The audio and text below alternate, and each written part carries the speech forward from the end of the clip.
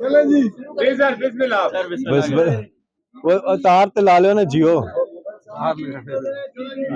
जियो ने काफी अरसे से तार लगाई हुई है, लेकिन चले लग गया जी जियो। वही मैं कह रहा था जी। सब साथी हम आते हैं ओ अपनों में कराची में। चले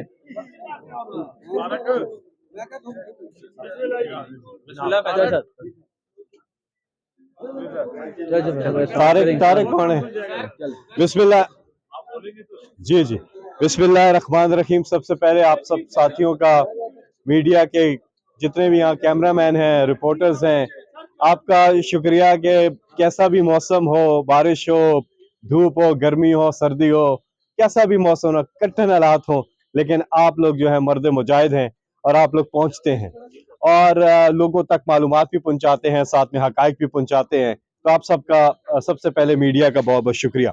ये बड़ी अनफॉर्चुनेट बात है कि मीडिया के ऊपर ही इस वक्त सबसे ज्यादा दबाव भी है, प्रेशर भी है और आज़ादी सहाफत पे ऊपर जो कदम लगाई जा रही है, आए दिन आप इसके वाकयात भी देखते हैं और साफी बरादरी जो है उसका एक बहुत बड़ा पाकिस्तान की इस पूरी स्ट्रगल के अंदर, इस गरीब आदमी की स्ट्रगल के अंदर, आज़ादी के अंदर बहुत बड़ी एक उनकी जदोजहद है, स्ट्रगल के अंदर बड़ा कंट्रीब्यूशन है। तो साफी हजरात के साथ जो आज PFUJ और सारे प्लेटफॉर्म जो हैं यकजा हुए हैं और आवाज उठा रहे हैं, इस आवाज में तहरीक इंसाफ आपके साथ है। अब आप आगे से सवाल करेंगे जी तहरीक इंसाफ अपोजिशन में है तो साथ है, गवर्नमेंट में थी तो किधर थी? तो जो गवर्नमेंट में थी तब भी आपके साथ थे और उसकी एक बड़ी मिसाल है वो बिल जिसकी इमरान खान साहब ने खुद खिलाफ वर्जी की थी। अपनी हुकूमत का एक बिल था जो कि फिर पास नहीं हुआ था और साफी बरादरियों ने उस पर एतराज किया था, तो हम उस वक्त भी साफियों के साथ खड़े थे। और भी कई मिसालें हैं, लेकिन बहरहाल साफियों के साथ इज़हार यकजहती के लिए चाहे आप अपोजिशन में हो या गवर्नमेंट में हो, एक तरह होना चाहिए। ये बड़ा अनफॉर्चुनेट बात है, कुछ चैनल्स को आज टारगेट किया जा रहा है, उनके बारे में बोला जा रहा है और ये सिर्फ एक चैनल की बात नहीं है जी। सब सहाफियों के, जो सरकार के गुण गाएगा वो अच्छा है, जो उनके जो हक और सच की आवाज पहुंचाएगा, यानी कि जो महंगाई का लोगों को बताएगा, आज महंगाई है, बिल्कुल है और बहुत ज्यादा है, पाकिस्तान की तारीख की सबसे ज्यादा है। अगर ये बात कोई चैनल बताएगा तो उसके ऊपर लेबल लगा दिया जाएगा, उसके माइक को हटा दिया जाएगा और कहा जाएगा कि ये चैनल ठीक नहीं है। ये कोई मयार नहीं है और जो करने वाले हैं उनका अपना मयार क्या, उनकी अपनी क्रेडिबिलिटी वो क्या है? क्या उन्होंने मनी लॉन्ड्रिंग नहीं किया? क्या उन्होंने करप्शन नहीं किया? क्या उन्होंने बैरून मुल्क असासे नहीं बनाए हैं? तो अगर ये आप सवाल उठाएंगे तो चैनल्स को टारगेट करना, मीडिया को टारगेट करना, ये किसी सूरत काबिल कबूल नहीं हो सकता।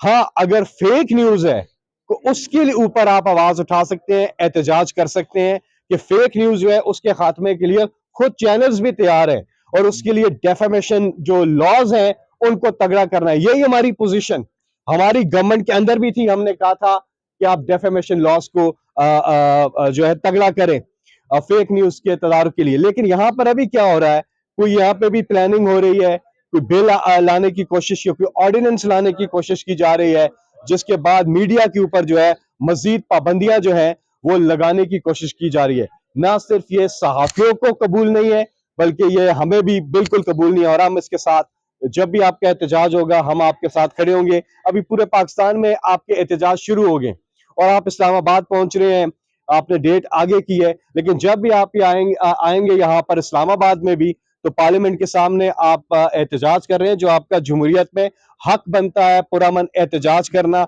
आवाज उठाना, यकजहती अपनी दिखाना। सहाफियों के साथ साफी कत्ल हुए हैं, अशर शरीफ जो हैं वो शहीद हुए हैं, बहुत से और साफी जो हैं उन पर मुकदमात चल रहे हैं।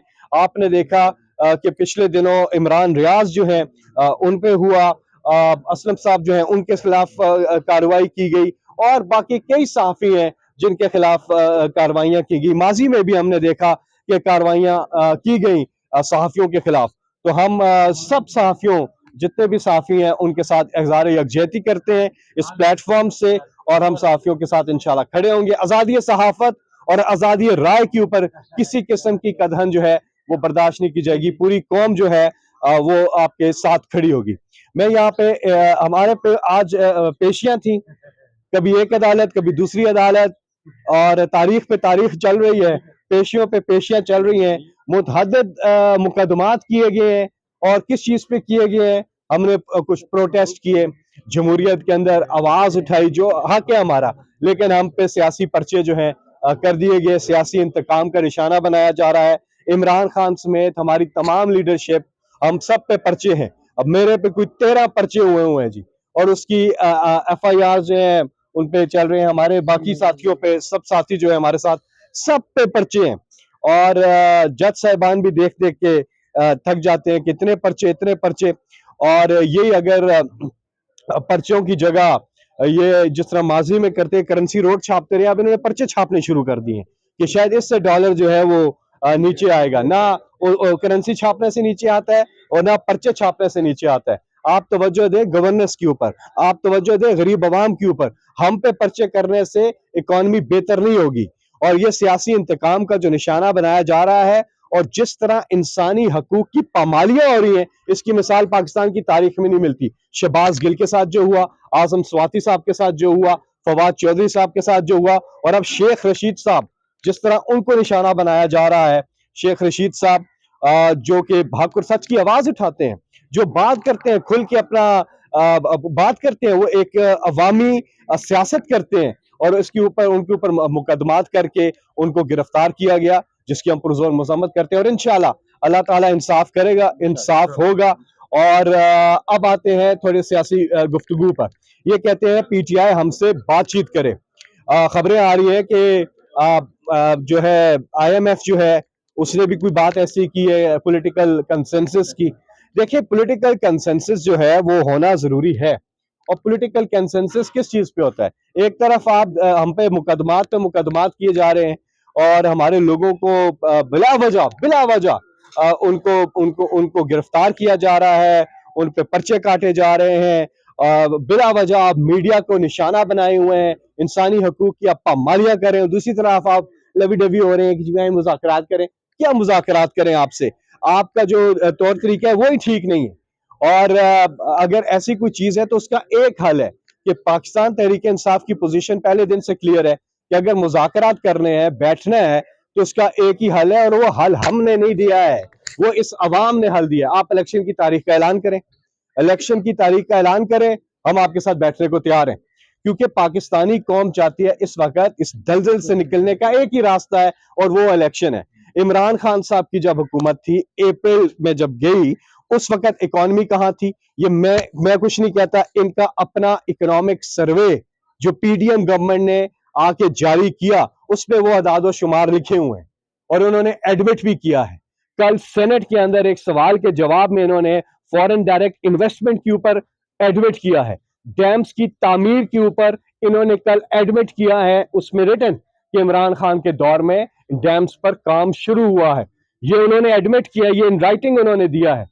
और इनकी सारे आप अगर इन राइटिंग उठाएं, बोलने में तो ये झूठ ही बोलते हैं ना, लेकिन जो डेटा है अगर वो उठा के देखिए, 6% पे हमारी ग्रोथ जा रही थी, रिकॉर्ड हमारी एक्सपोर्ट्स जा रही थी, पूरे पाकिस्तान को यूनिवर्सल हेल्थ कवरेज का सिलसिला जो है वो जारी था, तेजी से जारी था। डैम्स का मैंने जिक्र किया। रेमिटेंसेस हमारी 19 अरब डॉलर पे थी जब इमरान खान आए थे 2018 में, उसको 30 अरब डॉलर पर लेकर गए। फॉरेन रिजर्व्स हमारे ऊपर हर लिहाज से पाकिस्तान की इकॉनमी ऊपर जा रही थी। याद रहे, उसमें से आधा वक्त 3 साल में आधा वक्त जो है इमरान खान की कुव्वत में वो कोविड का था, लेकिन इमरान खान ने बेहतर इकोनॉमिक मैनेजमेंट की। 3,800 अरब हमारा जो है टैक्स कलेक्शन थी 2018 में, लेकिन जब इमरान खान अप्रैल में जाते 6,000 अरब रुपए पे वो टैक्स कलेक्शन चली जाती है। अमीर से टैक्स लेके गरीब को ट्रांसफर कर रहे थे। पेट्रोल, डीजल और बिजली की कीमतों में उन्होंने कमी इसलिए की थी कि बेहतर इकोनॉमिक मैनेजमेंट और मजीद करनी थी। रशिया के साथ चीज हो रही थी, और मजीद पेट्रोल इमरान खान ने सस्ता करना था, डीजल सस्ता करना था, ये चीजें होनी थी। तो आज जो इकोनॉमी के हालात हैं, जिधर पाकिस्तान चला गया है, 8 लाख लोग तकरीबन पाकिस्तान जो है वो छोड़ के जा चुके हैं। बेरोजगारी बढ़ रही है, महंगाई जो है पाकिस्तान की तारीख के सारे रिकॉर्ड तोड़ दिए। ऐसी सूरत हाल में तो हाल ही ये है कि कंसेंसस, और हाल ही ये इलेक्शन तो ये हाल तजवीज किया अवाम ने। आप इलेक्शन की अनाउंसमेंट करें, आप देखें स्टॉक मार्केट कैसे ऊपर जाती है, कैसे माशी अशारिये बेहतर होते हैं। लेकिन बातचीत का सिर्फ एक रास्ता है और वो स्टार्टिंग पॉइंट है कि इलेक्शन की तारीख का जो है वो ऐलान किया जाए। और जब ऐसा होगा तो पाकिस्तानी अवाम जो है उसके अंदर और पूरी मार्केट के अंदर एक मुस्बत सोच आएगी और एक रुझान ऐसा आएगा कि पाकिस्तान की इकॉनमी को वापस हम ट्रैक पे ला सकेंगे। जमहूरियत में जमहूर की सुनी जाती है।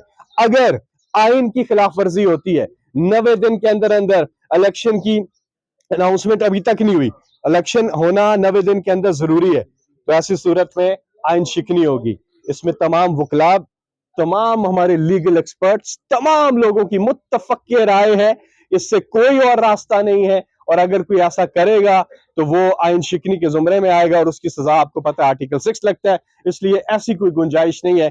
जो कहता है कि इलेक्शन नहीं होंगे या ये नहीं हो सकते, ये सारे हीले बहाने, ये चलेंगे नहीं। आइन के मुताबिक इलेक्शन होना जरूरी है और यही पाकिस्तानी कौम की डिमांड भी है, और अगर ऐसा नहीं होगा तो कार्रवाई होगी। जी एक छोटा सा सवाल है कि शेख रशीद आपके इत्तेहादी हैं और हर जगह में मीडिया हो, टॉक शोज हो, जी जी से हर जगह में उनने आपके साथ, इमरान खान के साथ इज़हार यकजहती किया।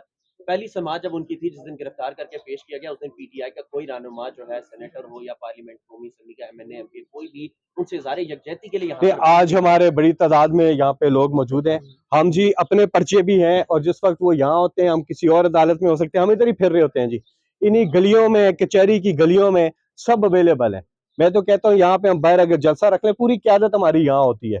तो हम हाजिर हैं शेख रशीद साहब के साथ, हम हर जगह पे, हर प्लेटफॉर्म पर उनके साथ इज़हार यकजहती के लिए तैयार हैं। अगर पहली पेशी की टाइमिंग थी ऐसी, कोई ऐसा नहीं पता चला तो वो अलग बात है, लेकिन आज भी हम हैं और अभी हम हैं। उन्होंने आना था, अभी तक नहीं आए।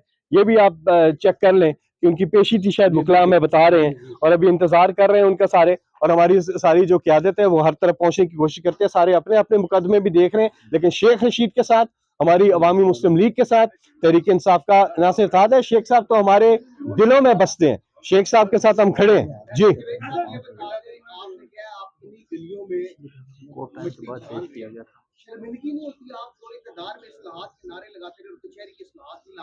बहुत प्यारी बात की आपने, बहुत प्यारी बात की है। जब इमरान खान साहब की गवर्नमेंट मखलूत हुकूमत थी, बहुत सी ऐसी चीजें थी जो इमरान खान साहब करना चाहते थे लेकिन नहीं कर पाए, ये बात ठीक है। मखलूत हुकूमत की वजह से कोई कभी किस चीज पे ब्लैकमेल कर रहा है, कभी किस चीज पे ब्लैकमेल कर रहा है, ये जो सिलसिला था ऐसा था। लेकिन अब इंशाल्लाह इमरान खान 2/3 अक्सरियत से ज्यादा लेकर के आएंगे और 2/3 अक्सरियत से ज्यादा लेकर आके वो सारी इस्तेलात करेंगे। ये इस्तेलात होनी आपने कहा बिल्कुल जरूरी है और मैं आपकी बात से एग्री करता हूं। मैंने उस पे